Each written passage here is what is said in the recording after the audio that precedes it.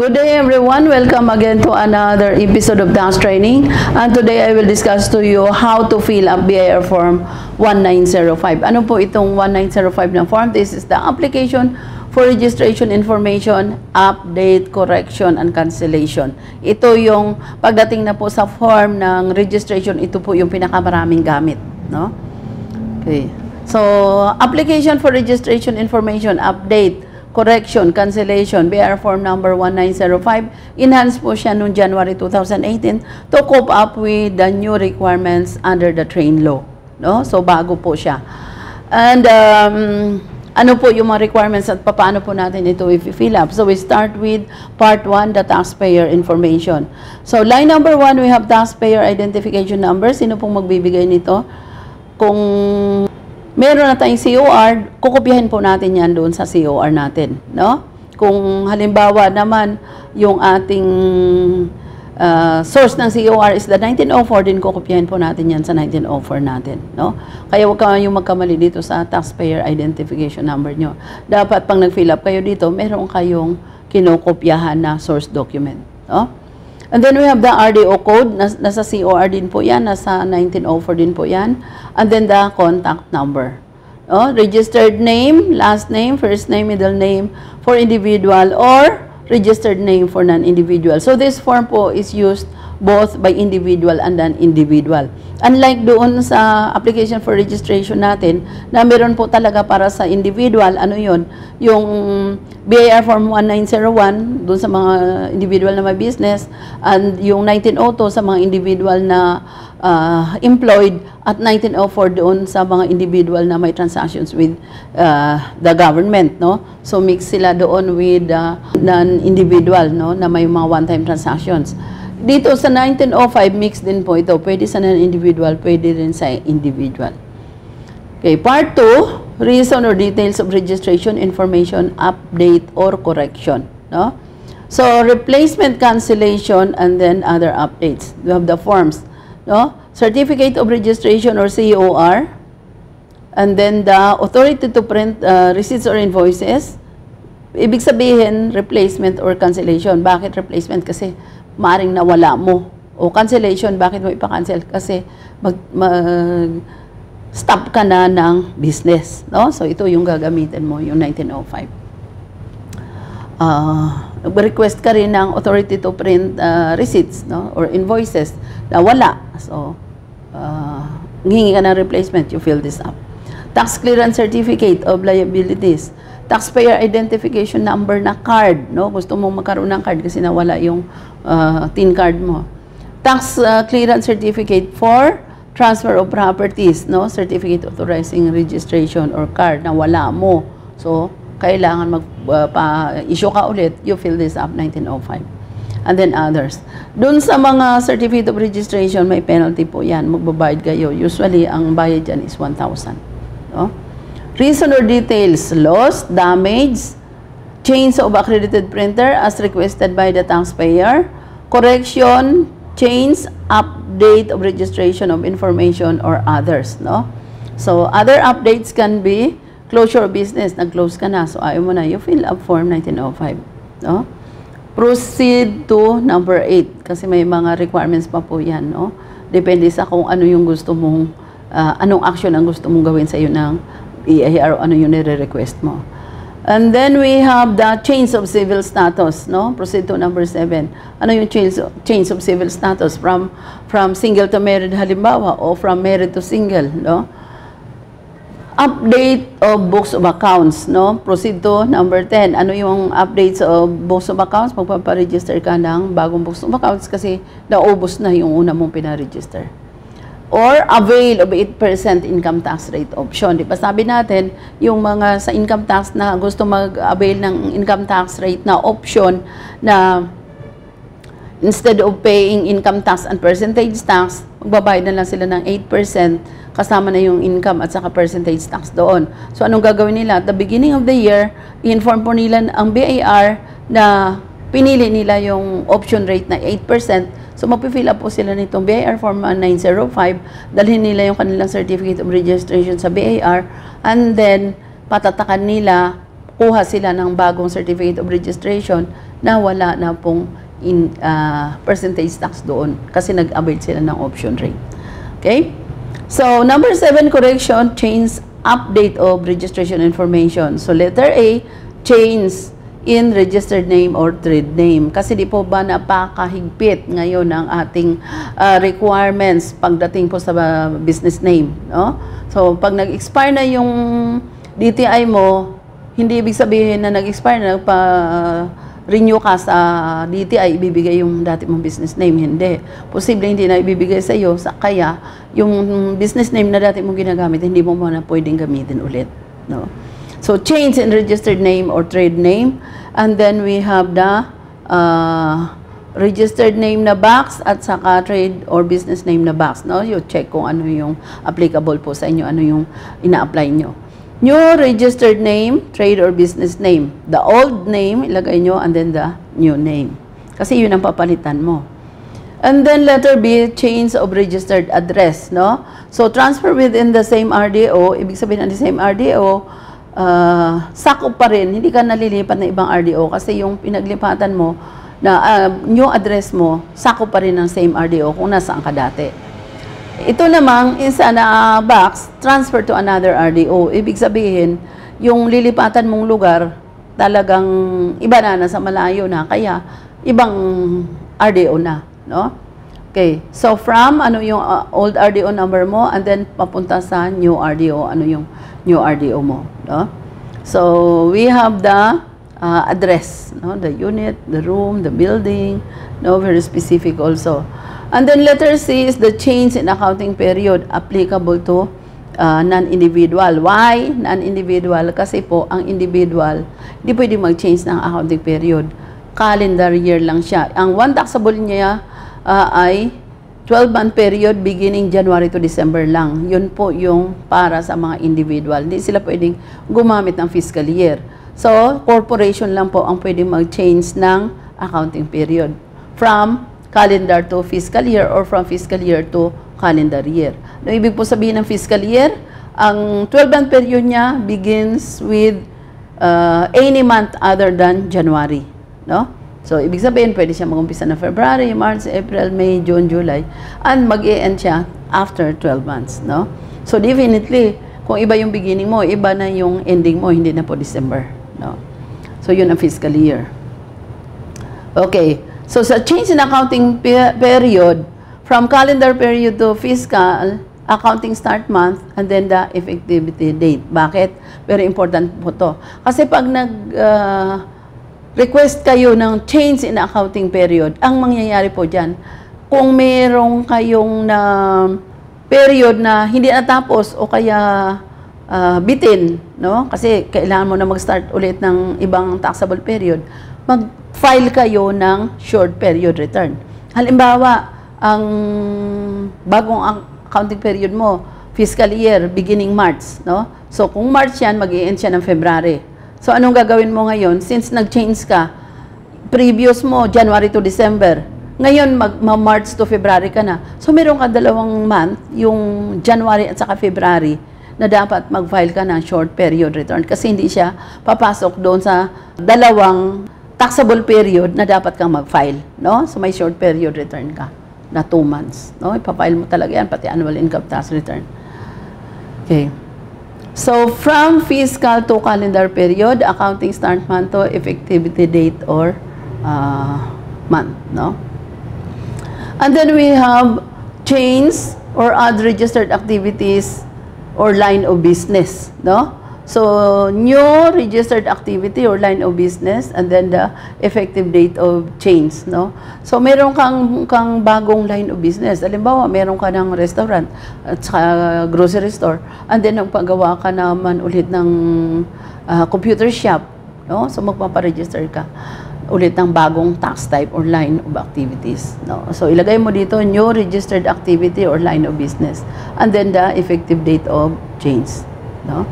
And then we have letter A, change or add facility type or details. Ano yung mga facility type natin? Ito yung kanina na diniscuss natin sa 1903 na ano yung nakalagay dito. What are the facility types? Ito yung place of production, PP, SP, storage place, WH Warehouse, SR Showroom, GG Garage, BT Bus Terminal, RP Real Property for Lease with no sales activity. So, ito yung facility type. So, halimbawa, meron kang bagong facility type. No? So, meron kang additional or new facility. So, ano yung facility code niya? So, mamili ka dito. No? And then, ano yung facility type niya? And then, others specify. No? And then, the address of facility. No? So, lahat yan ay pinaparegister na po sa BIR. Kahit nasabihin natin na walang sales transactions na nangyayari. No? And then, letter F, we have change or add incentive or details of registration. We have investment promotion agency. We have the legal basis, the incentives granted, and then the registration or accreditation number. Why very important?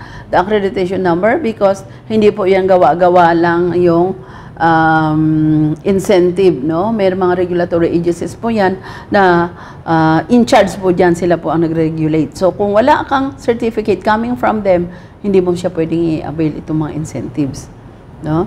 So, we have the number of years, start date, the end date, the registered activity, and then the tax regime, no? By tax regime, ano sabi natin? Exempt ba siya or preferential rate or regular rate, no? So, effectivity date from or to, no? And then the date issued. Ito yung registration or accreditation ng incentives, no, granted to the individual by the regulatory agency. Sino ito? Mga example. Ito yung PESA, the Philippine Economic Zone Authority, or ito yung BOI, the Board of Investment for Pioneer Registered Enterprises. And then we have the letter G, change or add tax type details, suspend tax types or re-register tax type, no? So, suspend or cancel tax types, form type, at saka yung alphanumeric tax code, no? And then the effectivity date. Ano yung change or add tax type or details? Ito yung example dito is from non-VAT.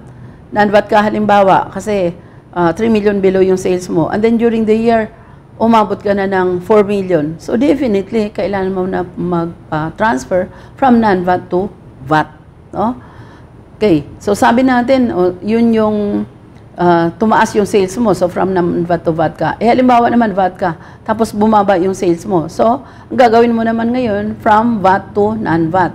So, anong gagawin mo from VAT to non-VAT? Gagawa ka rin ng 1905, i-change mo yung tax type mo, but you have to wait for 3 years na nagiging VAT ka bago ka pa mag-revert back to non-VAT. No? So, yun ang requirement. Pagka VAT to non-VAT. Pag non-VAT to VAT, automatic yun. Agad-agad.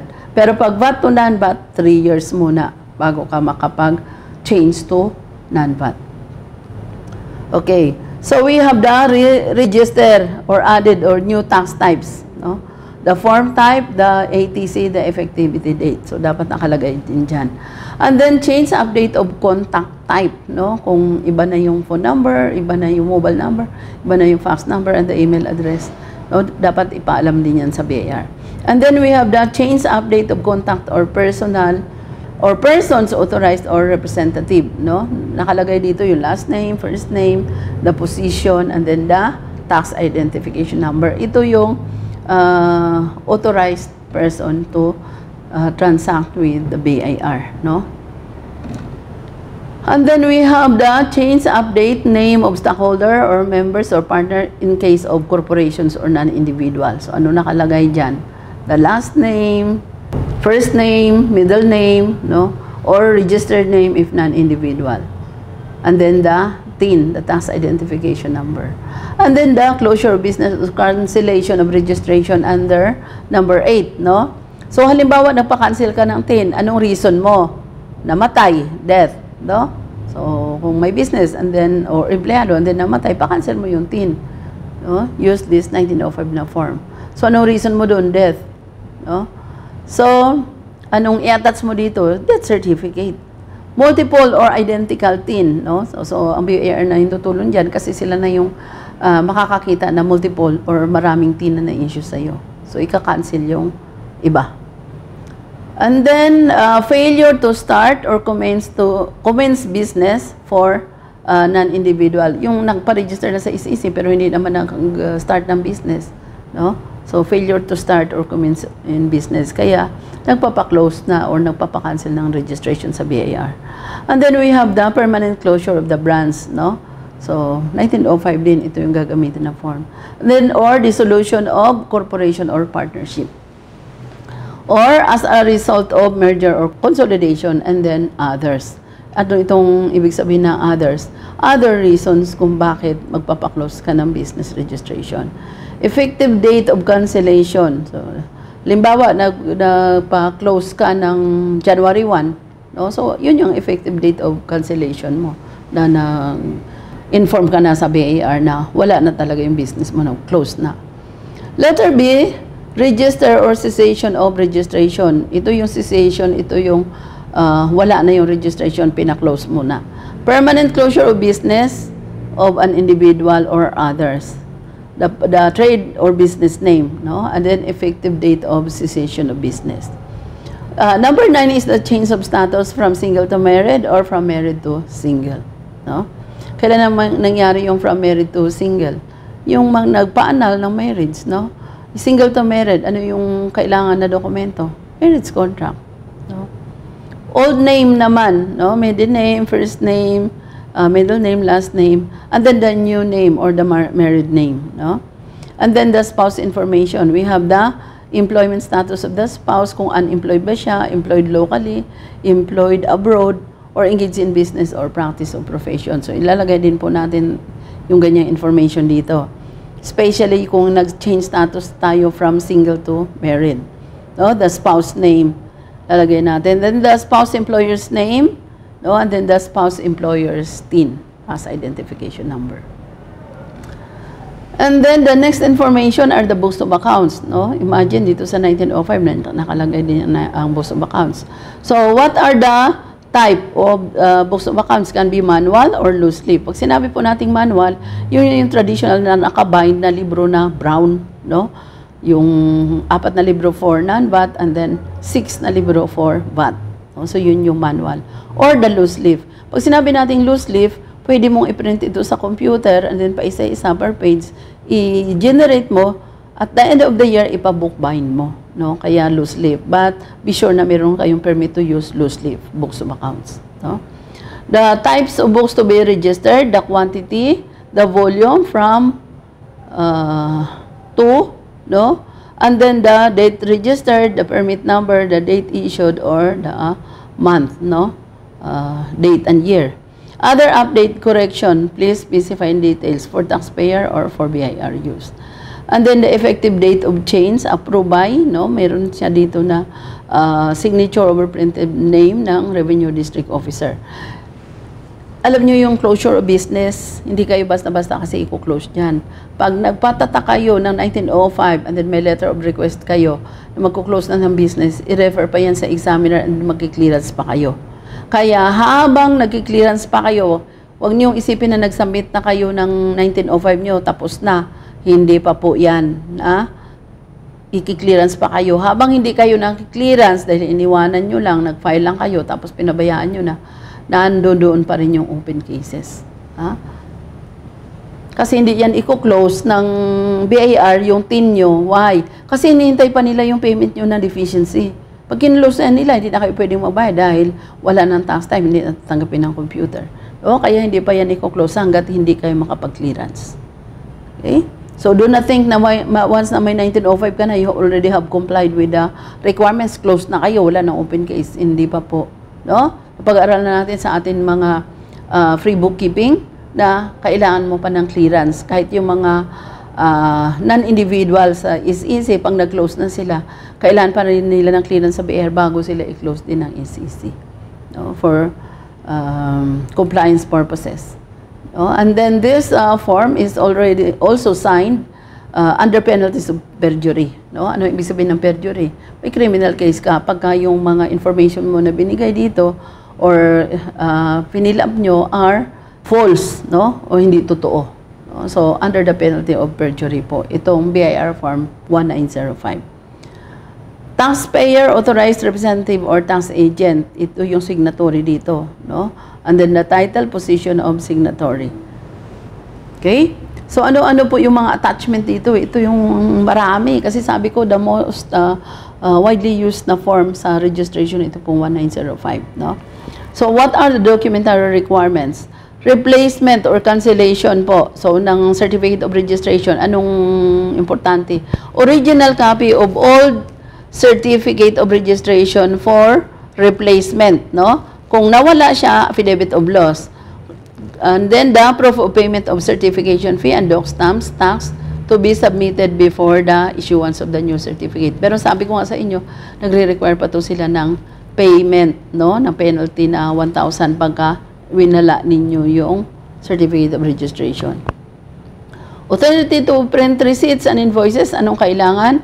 The original authority to print primary and secondary receipts or invoices, the new application for BR Form 1906, if applicable, and then the affidavit of loss kung nawala. No? Tax clearance certificate for tax liabilities, affidavit of loss, no? Kaya ka na kumukuha dahil nawala. Proof of payment, certification fee and doc stamps, and then the TCL if for replacement, no? So, halimbawa, nandyan na yung tax clearance, pero for replacement, kasi paso na, may certain number of days lang yan, na pagkatapos mo kumuha ng clearance, diretso ka na sa Register of Deeds, para ipatransfer mo na yung properties na nandun sa tax clearance. Hindi mo nagawa within 1 year. The following year, balik ka sa BR, fill up Form 1905, ibalik mo rin yung dati mong tax clearance para magpa-issue ka ulit, no? And then we have the letter D sa TIN card. No? This is the affidavit of loss, if lost, kung nawala. Old TIN card, kung papareplace mo. And then the marriage certificate for the change of family name or the SEC registration for change of corporate name. No? So sa is-easy, may mga regulation din naman dyan kung paano mag-change, no, ng corporate name. Magpa-file kayo ng amended articles of incorporation to change name. And then we have the correction, change, update of registration or information. Letter A, change in registered name or trade name. So, anong ipapakita mo dito? The amended SEC registration or the DTI certificate na nandoon na yung bagong name mo. No? Letter request for temporary use of old receipts or invoices for business taxpayers if applicable. Bakit? Kasi hindi ka naman kaagad-agad makapagpagawa, may proseso pa yan. So, gawa ka ng letter of request na yung luma mong resibo pwede mong gamitin. Remember, ang binabago mo dito yung the registered name ng trade name. Kaya, iba pa yung name na nandyan sa lumang resibo. Kaya dapat may permit ka to use it. From change in registered address, from old RDO, no, inventory list of unused principal and supplementary receipts, invoices for distraction if not to be used in the new RDO, no, or request letter for approval of use of the unused receipts or invoices in the new RDO. Ito po yung nangyayari. Pag nag-change ng address ka, so halimbawa from isang RDO to another RDO or from within the RDO lang, nag-change ka lang ng address. Pag nag-change ka ng address, ibalik mo yung mga resibo mo na nasa dating address. Why? Kasi magpapagawa ka ng bago, doon na sa bagong address. But ang sabi dito, kung marami pa yung resibo na pinagawa mo at gusto mo pang gamitin, then anong gagawin mo? Gawa ka ng letter of request to use that old receipts mo sa bagong RDO. Anong gagawin dyan ng RDO? Tataka ng bagong address, no? Especially if kung marami pa, so sayang din naman yung mga papel. Pero kung kakaunti na at saka sobrang layo naman ng RDO na pinaglipatan, then in some cases hindi rin po ina-approve, no? Yung request mo to continue using the old receipts. Okay. And then we have the change in registered address, no? From old RDO to the new RDO, and then from new RDO naman, photocopy of amended articles of incorporation or partnership bearing the taxpayer's new principal business address. No? Kaya hindi kayo tatanggapin ng BR kung wala kayong amended articles of incorporation na nandoon na yung bagong address. No? And then we have the photocopy of mayor's or business permit doon sa bago ng RDO. No? And then the unused principal and supplementary receipts for restamping kung na-approve na yung use sa new RDO. And then the transfer commitment form. Ano itong transfer commitment form? Yung commitment mo na, halimbawa, may mga open cases ka na doon pa sa old RDO. So, ipatransfer mo yun. So, magkaroon ka ng commitment na babayaran mo sa new RDO. No? Okay. So, ano pa tong photocopy of mayor's or business permit? Siyempre, lilipat ka, kukuha ka ulit ng mayor's permit sa bagong address na nilipatin mo. Otherwise, your business is illegal kung hindi ka kumukuha ng mga permits. No? And then we have the change in accounting period. Anong requirement? The photocopy of the Securities and Exchange Commission certificate of filing of amended bylaws showing the change in accounting period. Pinapa-approve din po yan sa SEC. Or hindi man pinapa-approve, in-inform lang sila, ina-amend mo yung articles of incorporation mo. Change or add registered activity or line of business. May dinagdag ka na ibang business, no? Photocopy of amended mayor's permit or certificate of registration if applicable. Letter request for temporary use of all receipts or invoices for business taxpayer if applicable. Kung meron na siyang mga lumang resibo, so marami pang natira, mag-request ka na pwede mo magamit sa new RDO. And then we have the change or add facility type, no? Or details. So, appropriate application for registration and requirements thereof. So, ano mga requirements pagka nag-add facility ka? No? So, may mga mayor's permit yan. No? Yung paano nag-umpisa ka ulit ng isang branch.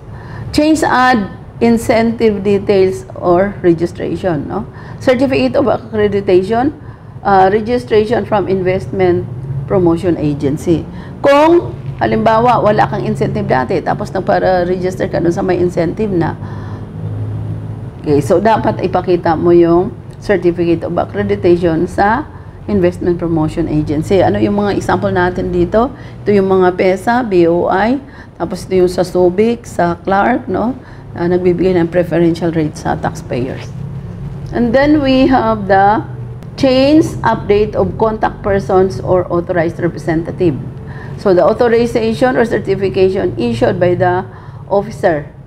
And then should be signed by the president or representative and treasurer or assistant treasurer, no? So, pagka corporation, lahat ng galaw mo dyan may board resolution, the secretary certificate. Closure of business cancellation of registration. Number 1, we have the death certificate. Kasi, kung halimbawa, nag-close yung business dahil namatay na yung may-ari, then death certificate of the owner. And then, list of ending inventory of goods, supplies, including capital goods. Bakit kailangan na dito yung ending inventory? Kasi, mag-i-inventaryo na kayo dahil patay na yung may-ari, iba na yung bagong may-ari. So, dapat mayroong compliance on the inventory, no? On the list of inventory. Inventory of unused sales, invoices, official receipts. Also, the inventory of the resibo na hindi pa po na-issued. No? Kasi yung mga na-issue na, understood na yun, na everyday nagre-record ka sa sales book mo, so na-i-record na yun. No? So itong mga unissued na lang, kasi nasa booklets pa ito, pag bound. No? Pag loose naman, na-imprenta na yan, pero hindi pa na-issued. Unused sales invoices or official receipts and all other unutilized accounting forms. No? Kasama na yung mga vouchers, debit, credit memo, delivery receipt, purchase orders, including business notices and permits as well as COR, shall be subject for distraction to be witnessed by BIR personnel and officials, no? Para hindi na magamit, kaya dinidistract. Change of civil status, the marriage contract or court order, declaration of ruling of marriage, and the letter request for temporary use of old receipts or invoices. Pag change of civil status po. No? So, kailangan ng marriage contract or the court order. Ano naman yung court order? Pag annulment from married to single, annulment of marriage, it should be declared by court. Kung halimbawa naghiwalay lang kayo, no, paulit-ulit ko ito na sinasabi, naghiwalay lang, pero wala namang court order, yung status nyo, married pa rin.